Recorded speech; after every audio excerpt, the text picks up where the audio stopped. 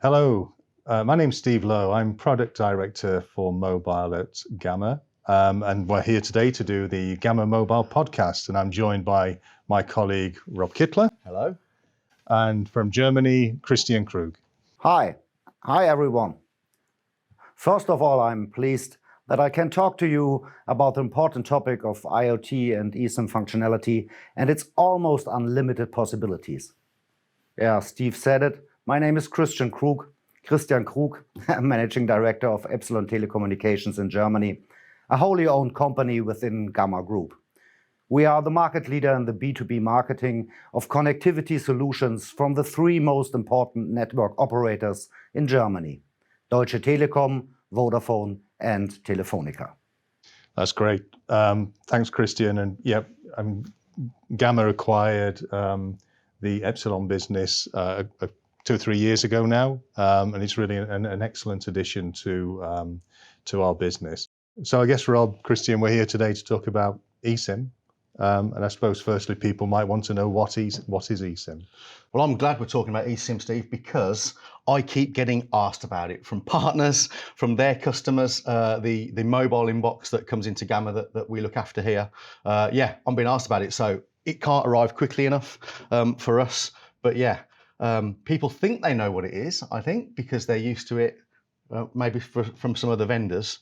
But I'm interested when we're going to release it and what difference it makes for some of our partners. Yeah, well, actually, it's quite interesting because we have had the eSIM functionality for about a year within Gamma, and we've used it within our enterprise business and for key partners who've been demanding it. So we've not had a fully industrialized solution where people can order eSIM necessarily through our portal, but we've had a workaround solution for those partners. And actually that's allowed us to really test the functionality in detail before we roll it out more widely. And it's working fantastically well. So I think your partners are in for a treat when we launch it.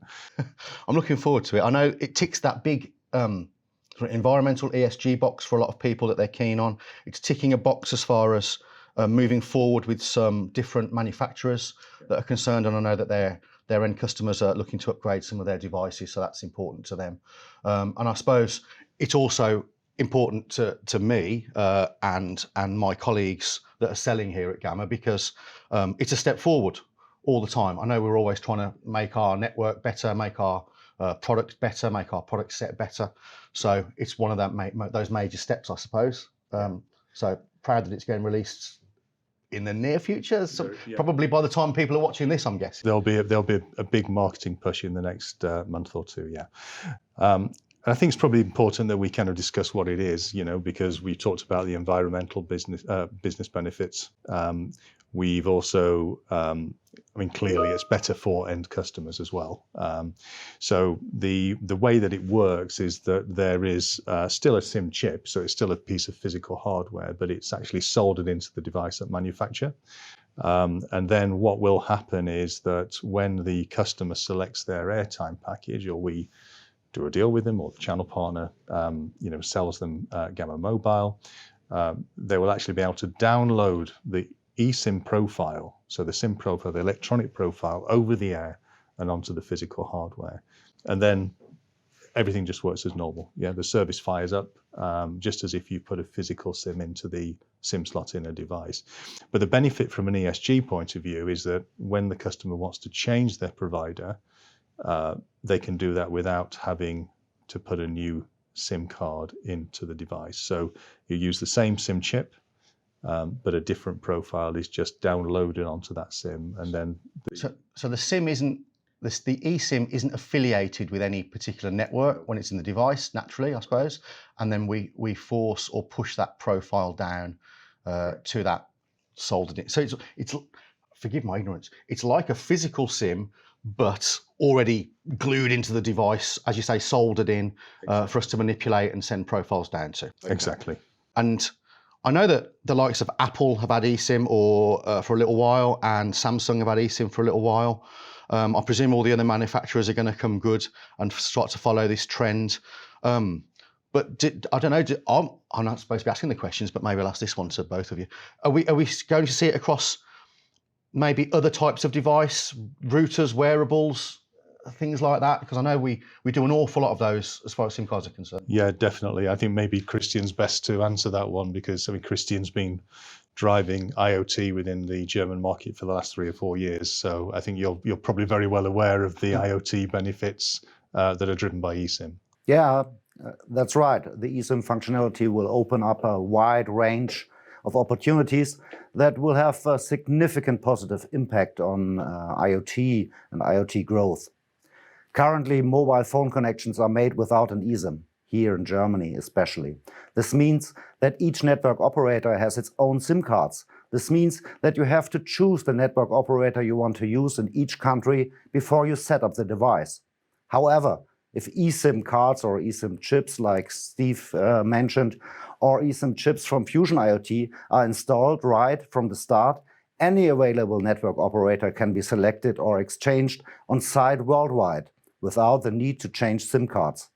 Of course, even in the event of a network disruption, an available network can either be made available over the air or imported via profile. Yeah, I mean, I think it's a really great point. And I think one real example of this is streetlights. I mean, we have a client that is putting SIMs in devices that are placed at the top of streetlights. And what the devices are doing is measuring the level of light, right? So the idea is that you don't turn the streetlight on until the light has fallen below a certain level, right? So the problem at the moment for many local authorities is that streetlights are turned on based on time. And sometimes it's quite a bright day and they turn the lights on early, and therefore they're wasting money, basically paying for electricity that they don't need to pay for. So it's a great idea. But the problem comes when the provider wants to actually change the network coverage provider, because they then have to climb up 100,000 lampposts or something to swap out the physical SIMs. And that, that's just completely unfeasible. So it makes it very difficult for them to get the best coverage deal, the best commercial deal. So I think that's one that I'm aware of. But Christian, you've probably got more experience of kind of IoT use cases for eSIMs from the work that you've done over the last few years. Are there any that really stand out to you? Yeah, I have another example for the usability of eSIM and the function that is necessary. We have a customer, Alps Alpine. It's a provider or a manufacturer for routers for postal services all over the world. And in former times, you have to use for every country another SIM card to get the coverage there in the country for narrowband IoT. So you have to know exact how many routers you need for each country. With the eSIM functionality, now you can put the eSIM chip in the router, and you can provide it all over the world, and you can choose the narrowband IoT provider in the country you need at any time over the air. So there's a massive cost efficiency for producing the routers for the postal services worldwide. And that's why we use the eSIM functionality. That's great opportunities for asset tracking all over the world. So that's a really good one, because I guess what you're doing there is you're putting the right coverage provider onto the SIM based on location. So, if the router is in Germany, you would use one provider. If they travel to the UK, you might use a different provider. Yeah, or to India or Mexico or something like that. Yeah, so all that can be managed over the air. And as you say, the kind of stock management benefits are huge. So it's far more efficient because you're manufacturing routers for the global market. So your overall forecast is what you're looking at. And it doesn't really matter then which country those routers land in, because you will apply the correct coverage. That's a brilliant. And we're not shipping plastic around the world essentially with physical SIM cards. I know they're only small, but there's still a delivery involved and a postage and a packaging involved and things like that. Yeah. From a native Gamma Mobile perspective in the UK, I suppose I am biased. I work in that department, but I do realise that some partners may be affiliated or use other networks. Other networks do exist in the UK.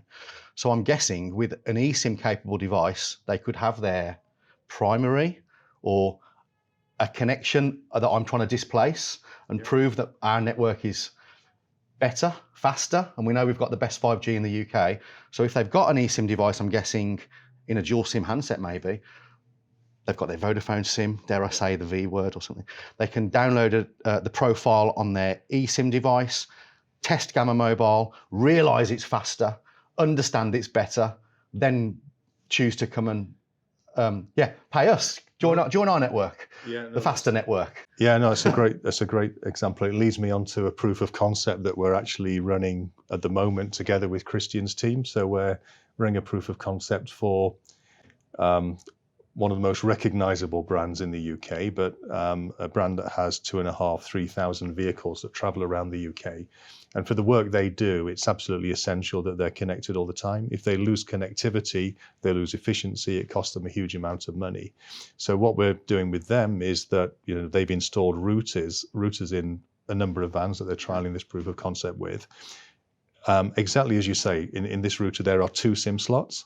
The primary SIM slot has the Gamma SIM in it, of kind of Gamma 3 UK. And that's handling kind of 98% of traffic, something like that. The second SIM slot, we've got a Fusion IoT SIM from Christian's team. And the idea is that when we lose the connection on the Gamma 3 service, the router will switch the service over to the second SIM and the Fusion SIM kicks in, and that gives access to the other UK networks, and that SIM will connect to the strongest signal. And that's working fabulously well. The client's absolutely delighted. The primary SIM, the Gamma 3 UK SIM, is working brilliantly. They've got great coverage, but the handover to the Fusion SIM is almost seamless when it's needed. So they retain that connectivity. And that just additional 2%. Yeah, that disaster recovery element. Well, there's a 2% additional coverage makes a huge difference to their operational costs. Yeah. And the other, exactly as you say as well, we've all seen occasions where networks have gone down for a day or 2 days over the years. It's a kind of once in a 5-year event, but it happens. If that happened to a business like that, it would be a disaster. So, I think this is a growing use case, and it's one that I think between us we've got a great solution for.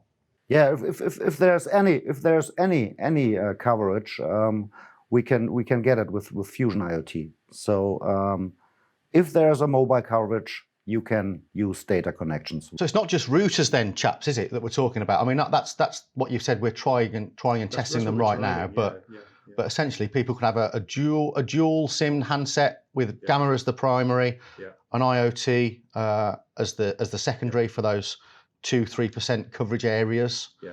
Well, you think about lone workers.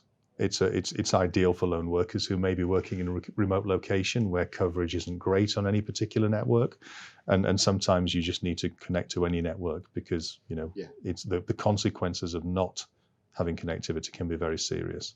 So we talk about our coverage and our connectivity with eSIM. And I want customers, unashamedly. I want my partners to thrive and connect SIMs and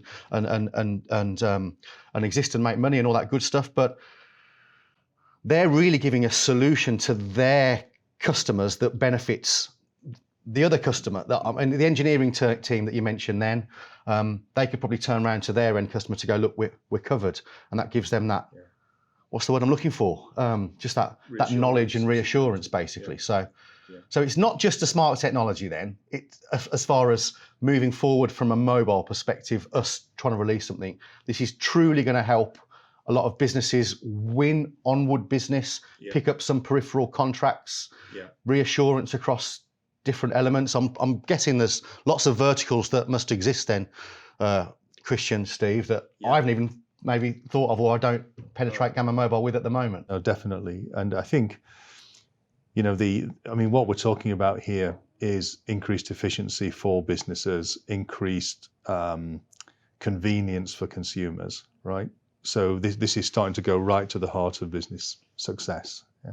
Oh yeah, there are endless use cases for businesses in the digitalization of the whole world.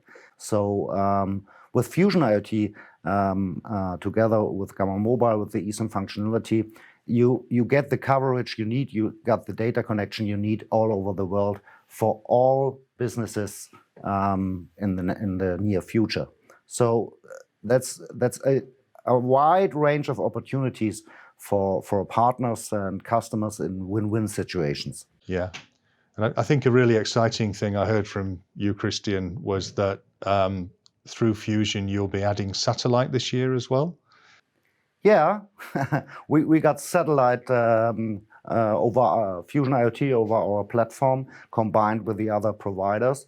We started with Telefonica at first because all over the world you have only 15% of coverage with the traditional telecommunications. With satellite IoT, you got 100% of coverage all over the world.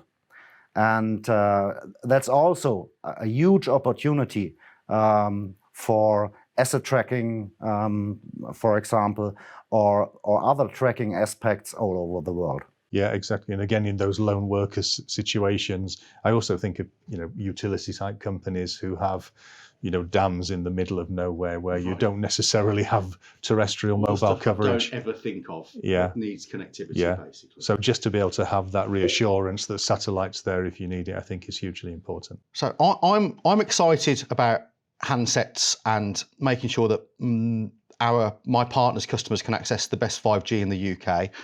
Christian's obviously excited about worldwide router connection, but I don't think I understand how you get the profile onto the device. I know QR codes exist, and I know we've probably tested some. As you said earlier, we've got some partners that have already tried eSIM and are already running it, and I think we pushed those profiles out a special way. But how'd you get it? How'd you get on the device, Scott? How do we get it onto a router? How do we get onto a phone? Okay, well let's talk about the phone first. And actually, there's some quite interesting use cases that are coming up. But let's talk about the kind of how do you actually get the profile onto the phone. So the way that it's been done most commonly is to create a QR code, which can be emailed to a customer if they've got a second screen. Or in some cases is posted to the customer, which is really not a great experience. But we know that some of the operators, for example, have printed QR codes on pieces of plastic, so it looks like a SIM card, and they're sending those, cards out to customers. Defeats the object to some degree. Defeats the object. Okay. But the idea then is that you have your phone and you will scan the QR code. Yeah, okay. That's why you need a second screen if you're going to do this by. Yeah, or it needs a camera on it. But we've got devices that haven't got cameras, like the routers and stuff. Yes. Okay. So the other way of doing it is actually via an application. So one of the things that we'll be launching this year within Gamma UK is an application that we'll put onto the phone, and that will allow us to actually trigger the download of the eSIM profile from the phone. So actually what happens when you scan a QR code, what you're doing is you're extracting something called a matching ID. And this is a kind of an authentication code that the operator has. And that matching ID is sent to the operator, to their digital warehouse for eSIM profiles, let's call it. And they then analyze that matching ID and say, yes, okay, I've got a profile that matches that ID. And they then allow the download of that profile to the SIM on the device. So what we're doing with the application actually is we're almost spoofing the QR code scanning. Yeah. But the process is the same. You're just extracting, you're accessing a matching ID and you're pushing that to the operator and you're downloading the profile. Yeah. Okay. But it's a more seamless way of doing it. Makes sense. And how long does this take? Is it minutes, seconds, hours? Seconds. Seconds. Yeah. It's seconds. It's exciting, isn't it? I can get a number live in seconds. You can get a number live in seconds, Rob. Hey, might keep the partners happy. No, it's great. And actually, I was thinking one of the use cases that we are starting to see is around travel SIMs. So you imagine that you go onto a website and you book your holiday. So you book your holiday and you'll normally book your flights, you'll book your hotel, and they'll offer you a hire car and all these additional services. I know where you're going with this then. Yeah. So the other thing they can offer is connectivity. So you might say, okay, I'm going to let's say I'm going to Morocco for a week. You might want a local SIM, or you might want a roaming SIM that gives you very good rates in Morocco. So what they can then do is book your connectivity. So you book your connectivity, and then prior to going on your holiday, you'll receive a QR code. that you can then scan, and you download your Moroccan profile. Yeah. And then when you arrive in Morocco, it just You're fires on up and it's native working. call charges and Native call charges, yeah. All very good roaming call charges Yeah. from Gamma. excellent. Yeah, that's a great service. That's a great service for the travel agencies, because it's an add-on service for their customers. So also there's a win-win situation for all. Yeah, so yeah, exactly. It's win-win. It helps the customer, and it's more revenue for the travel agent. Yeah, absolutely. Yeah, and I guess the other use case I wanted to talk about really was security. You know, if we think about some of the lone worker use cases we've been talking about, you know, security guards, people who may be in areas where coverage is difficult and they really have to be connected, then I think having the Fusion IoT SIM gives them access to all the networks. They pick up the strongest signal, so that helps, you know, that's secure. But I think also if we look at the convergence of technologies and maybe combine that with mobile device management, with geofencing capabilities, then actually the people at the center, right, the security management, can actually draw a geofence around where that security card needs to be, and they can track where he is. So if he goes outside of the geofence, there's a problem perhaps, and they Like need they're to. the assets Yeah. to some degree, right? Yeah. Okay. But also if he stops moving, if they know he's supposed to be at a certain place at a certain time because that's the route that he walks when he's doing his security patrol, and he suddenly stops, you know, they don't see him moving, then again that's an indicator that something could be wrong, and you know they can send people in. And again, some of the devices, you know, that we have access to where, you know, there's shock detection. So if somebody has a fall, you can detect that. You know, that will be detected at the center. And Yes. again, that can set an alert and send people in to actually check what the situation is. So I think that's one aspect of security. And Christian, I think you've got, you know, another example around security of companies' data. Yeah, I have, because you can build as a customer. You can build with Fusion IoT your own network on the full coverage. So you have a network with a virtual private network on the profile. So you have your own network, and the gadgets and the devices can't get addressed from the free internet for security purposes. So you have your own network, and that's only for you, and nobody can come from the outside into your devices for security purposes. And that's very important for government use cases and something like that. Yeah, no, it's great. So we're protecting the devices with the mobile device management capability, and then we're getting the traffic routed securely. So it makes it very, very difficult to hack and try to intercept that traffic. So yeah, perfect, very good.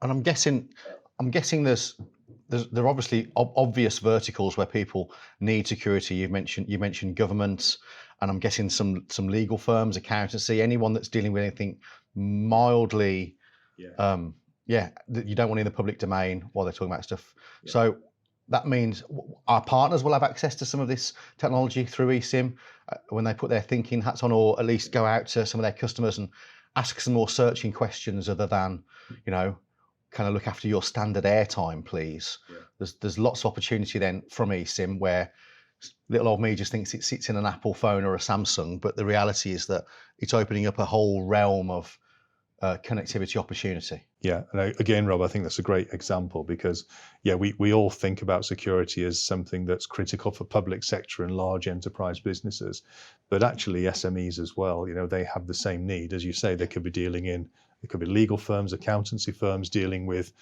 personal information, and we all understand the implications of GDPR, and actually not complying with that. The consequences can be very severe for a company. So yeah, brilliant example again.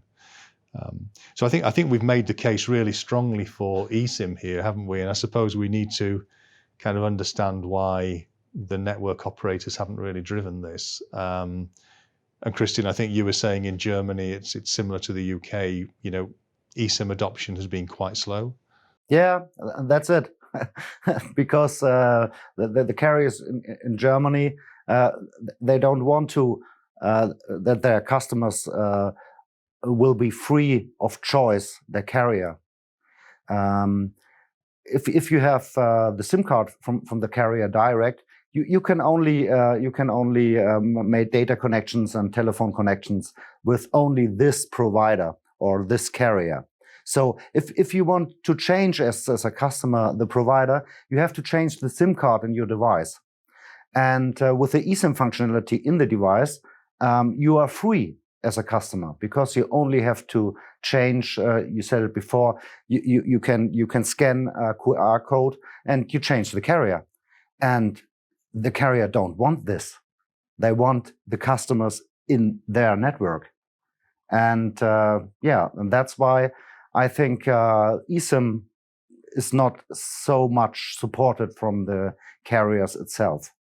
But IoT is another thing. That's interesting then that the carriers don't want it. I work for Gamma Mobile. We're an MVNO. To some degree, we're a carrier.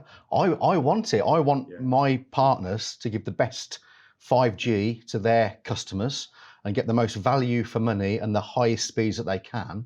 So are we bucking the trend here by wanting to launch eSIM out and entice that massive, fantastic customer experience? Because it feels like the right thing to do, or is it because I'm in a unique position with our 5G, which I'm proud of? It is great. It is the right thing to do, isn't it? Because I think, as we've discussed, it's good for the end customer. It makes switching so much easier for them.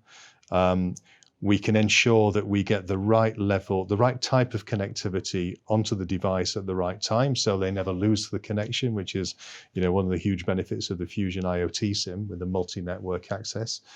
We've talked about the environmental benefits, that we're not shipping plastic all over the place. You have a chip in the device, and then that's it. You can overlay profiles over the air, so the environmental benefits are clear. But I think in the UK, we had a precursor of this really when mobile number portability was launched in 1998, because what happened there was we were the first in the world to do it because the regulator insisted that it was done. But the operators were tasked with creating a process, and they made it the most difficult process you could imagine. I remember those sheets with the little crosses I had to fill in. Everything was done by fax for years and years. So we made it very difficult for people to switch. And I think it's the same case, the same with eSIM, exactly as Christian says. The larger carriers, if they've got you as a customer, they don't want to make it easy for you to move. And I think as Gamma, we're in a different mindset. We're just focused on doing the best thing for the customer. So Steve, I as you can tell, and I've asked a few questions around this because I'm tilted towards the partner channel and Gamma Mobile, and you keep hearing me talk about 5G and the speeds and all that good stuff.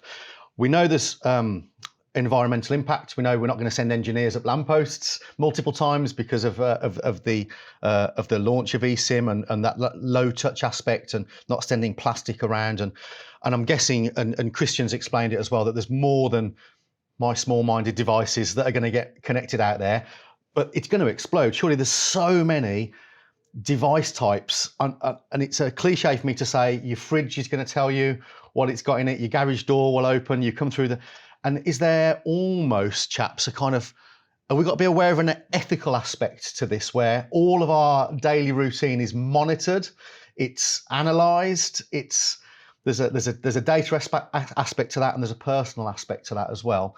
And as much as I want to sell SIM cards and create money and profit for my partners, do any of us have to worry about the ethics of eSIM and of wider connectivity?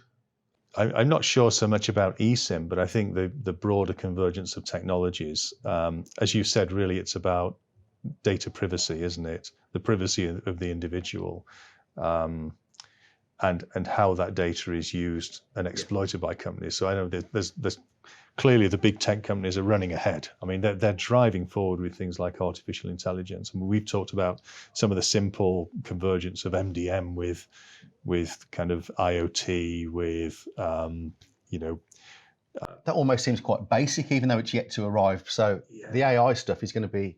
Yeah, but the AI stuff takes it to a whole different level, especially when, big data can be analyzed, and as you say, everything about you can be known. So I think governments and regulators have really got to step up here as well. There needs to be an absolute focus on ensuring that things are done ethically, for the benefit of humanity, really. Because if you think about it, all of this stuff can be truly transformative, right? Yes. You know, we'll probably be in a completely different type of society in 30 years' time to what we are now.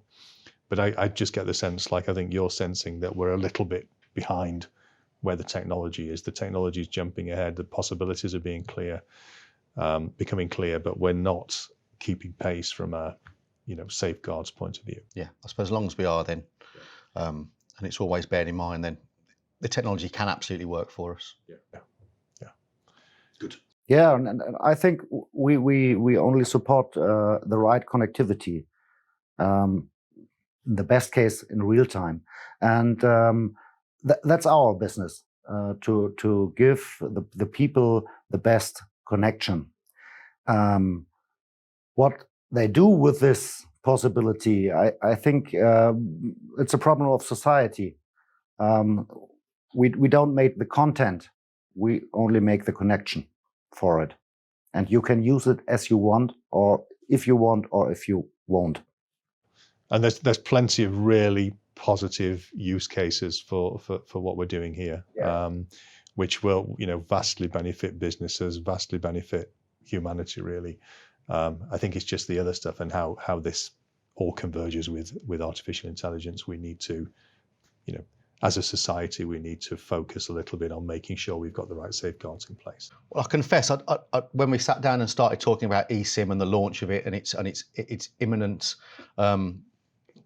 element from being launched by us in the next couple of months and weeks, and I didn't think we'd end up the conversation talking about AI. It seems to be coming around all the time. So, puts a little bit of a shudder through me to some degree. All I thought about was the handsets and the routers and how easy life could be, and now we're talking about humanity. Well, there you go. That's how these conversations roll. That's how it moves. Yeah. Okay. But also AI need connection. You have no AI if you don't have a connection to it. So you need the connection. So our job is the right AI with the right connection in the right location with the right application. So yeah, perfect. That was almost a rhyme then, Steve. Yeah, that could be a rap song, couldn't it? Yeah, we'll have to write that. Okay, guys. Well, look, thank you very much. And that's it from us for this episode. I think it's been a really interesting discussion. Great to get the insights of Rob and Christian. So thank you guys for sparing the time. Thanks, Steve. And look, we'll see you for the next episode. Thank you very much.